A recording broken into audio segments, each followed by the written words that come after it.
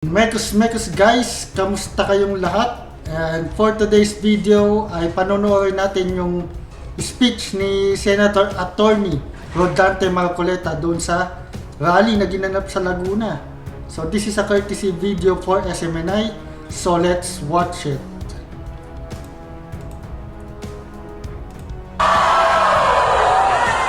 Mura po ba ang presyo ng mga pangunahing bilihin ngayon? Mura po ba ang presyo ng pagkain ngayon? Murang-mura po ba ang pagpapagamot ngayon?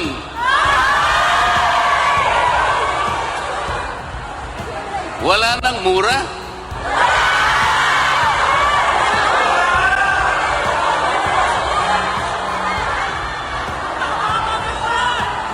Mapapamura ka talaga?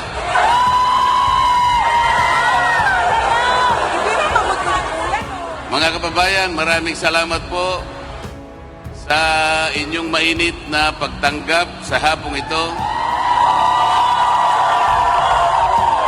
Galing pa po kami sa Davao City at hindi pa po ako nakakauwi dahil napagsabihan kami na naghihintay po ang ating mga kababayan dito sa Calamba. Hindi naman po pwede na hindi namin kayo tagpuin ngayon. Baka mamaya magtampo kayo sa amin.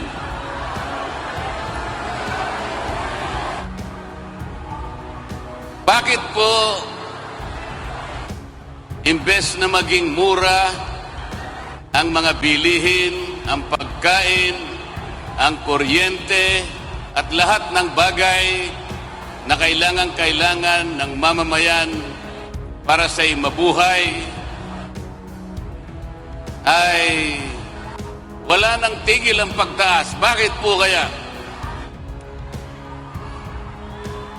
Dahil po sa malalang katiwalian at korupsyon sa ating bansa. Lubog na po ang ating bansa sa korupsyon. Meron nga pong nagpadala sa akin ng isang litrato sa Viber. Meron pong isang flood control project. Hindi pa po dumarating ang baha. Wala pa pong tubig. Nagiba na po yung project. Kaya nakalagay po dun sa kanyang minota, flood control project, sabi niya.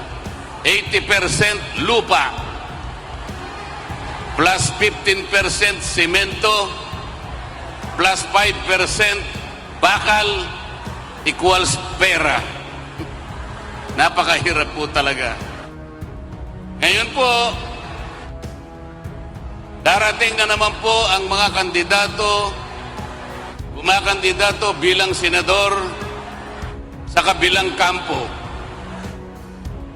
Lalapit silang lahat sa inyo para sa ganon ay humingi na inyong mahalagang tulong upang sila'y muling mailuklok sa kanilang mga pwesto. Hindi ba ninyo itatanong sa kanila, bakit po kayo lumalapit na naman sa amin? Samantalang yung tungkulin po na ipinangako ninyo sa amin maraming panahon na ang nakararaan, ay wala namang natupad. Yung pangako po ninyo na magandang buhay, na mailagay nyo po kami sa magandang kalagayan, nasaan na po yun? Lalapit sila sa inyo, meron daladalang konting ayuda. Ang tawag po nila dyan sa mga ayuda, AKAP, AX, tupad, at kung ano-ano pa.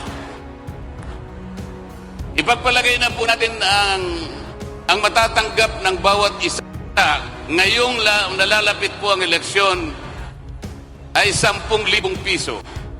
10,000. Kapag ka dinivide nyo po yung 10,000 sa 365, ibig sabihin sa loob ng isang taon, meron kayong makukwentang amount dyan. Ano man ang makwenta nyo, i-divide nyo uli by 6. Sapagkat ang termino ng isang senador ay 6 na taon. Katapos-tapusan ang makukwenta ninyo dyan, 5 piso isang araw, katumbas ng ibibigay nilang 10,000 sa inyo sa loob ng panahon na sila ay uupo sa Senado. 5 piso po. 5 piso katapat ng 2 hopya o kaya 2 candy. Yan po ba ang inaasahan ng bawat isang mamamayang Pilipino? Yan po ba ang ipinapangako nilang pagsisilbi sa inyo? Lalapit sila sa inyo, iaabot ang konting pera, mapaligaya ko. Mapaligaya siguro kayo, baka wala pang isang araw eh. Baka lahating araw lang, wala na yung binigay nila. Ang katapat po nun sa loob ng 6 na taon, 5 piso isang araw. Sa harap ng napakamahal na bilihin na sa araw-araw ay nagiging hamon sa bawat isang Pilipino. Maawa po kayo sa ating bansa. Maawa kayo sa inyong pamilya. Huwag kayong papayag na insultuhin kayo. Ang Pilipino ay merong dangal. Ang Pilipino, hindi niya ipagpapalit ang kanyang dangal. Ayaw ng Pilipino ang ayuda. Alam po ninyo ang ayuda, kailangan lamang po natin yan sa panahon ng krisis. Nasunugan, tulungan mo. Nabagyo, nabaha, tulungan mo. Yan ang ugaling Pilipino.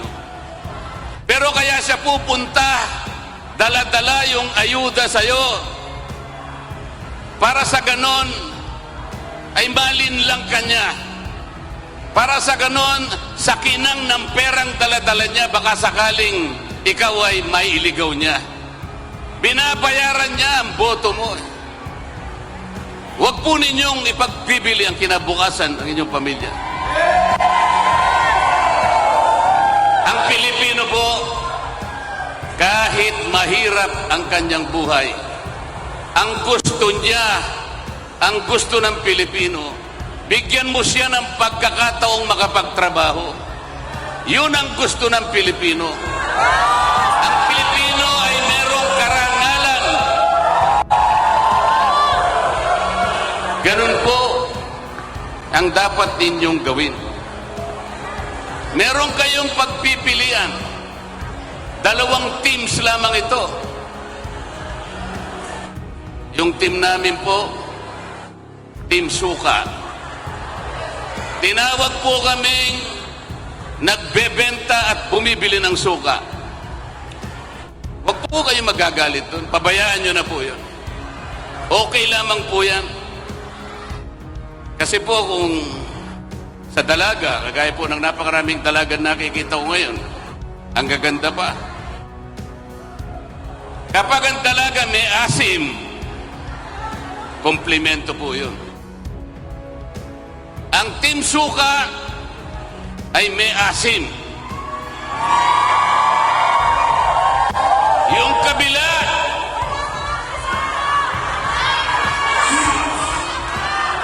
umasim na.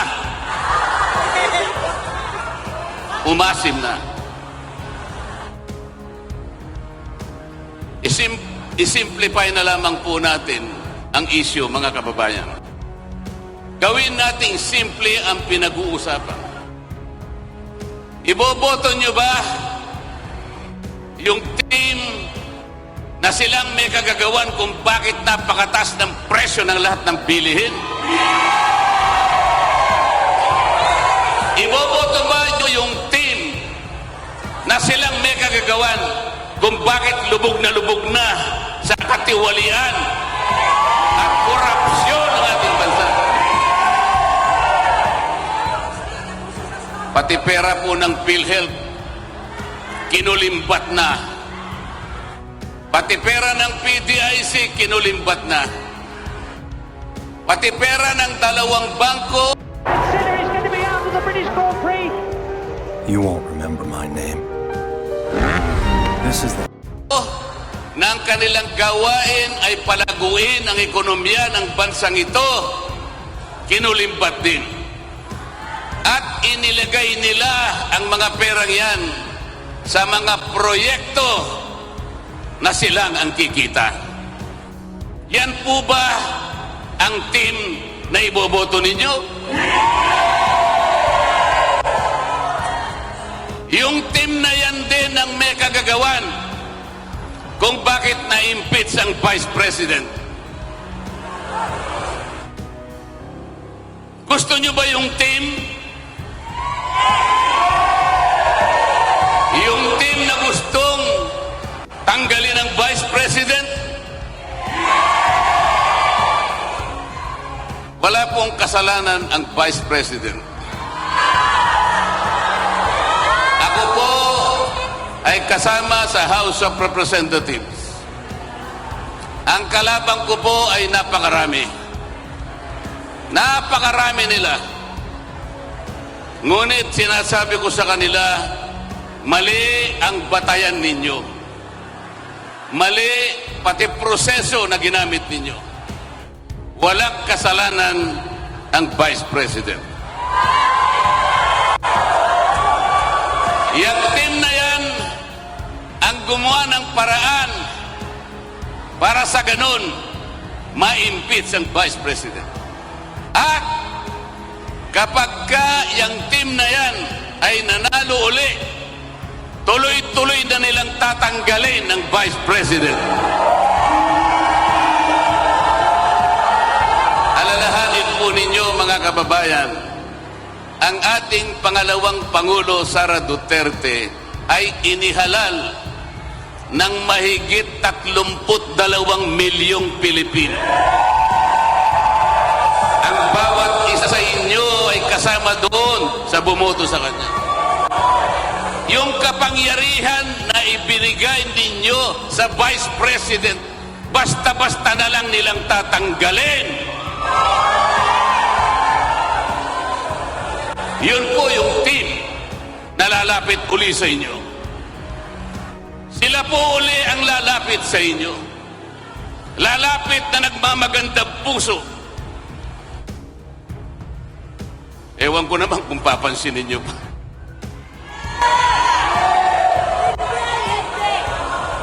Yung Team Suka, sila lamang ang nakakaalam kung paano i-address ang lahat ng hamon na kinakaharap ng ating bansa. Ang Team Suka na nandito sa inyong harapan ngayon, sila lamang ang magtatanggol sa kapalaran ng Vice President. Wala na iba. Sa sandaling makahanap sila ng 16 na senador sa susunod na Kongreso, sa susunod na Senado, matatanggal po ang ating Vice President. Yan po ang kanilang gustong gawin. Kaya ang gusto po nila, 12-0. 12-0 daw po. Walang mananalo isa man sa PDP laban. Yun ang kanilang gusto.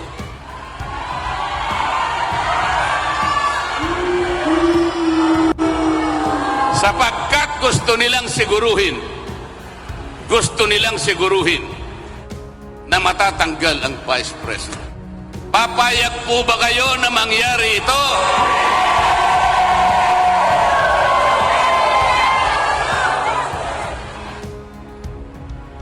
Ang PDP laban po. Sila lamang ang merong kakayahan ay pagtanggol at pigilin ang kanilang mga balakin. Mahalin po natin ang Pilipinas. Sakipin natin ang ating bansa. Kilala na po ninyo kung sino-sino yung mga kandidato sa kabilang team.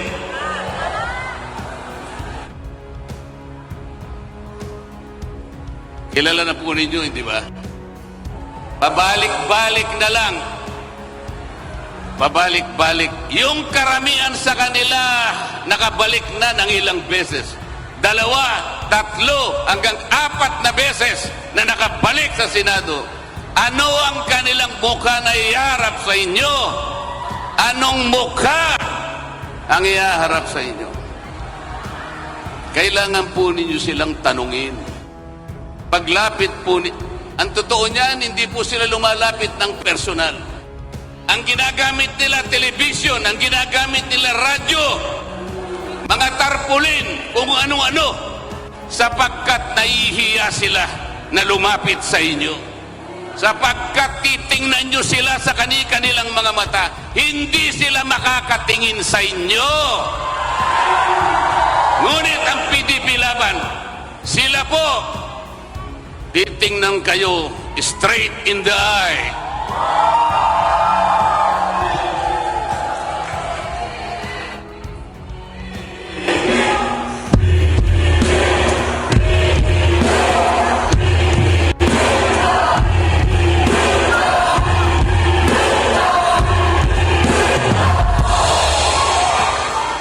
Nung ako po ay naimbita sa isang organisasyon ng mga scientist. Ang pangalan po ng kanilang organization ay Filipino Scientist Society. Nung kanilang 81st founding anniversary, ako po ay pumunta sa kanila sapagkat inimbitahan din po akong makapagsalita sa harap nila. Napakarami po pala nilang na-invento ng mga gamit na mahalaga at nagagamit po ng bawat isang Pilipino.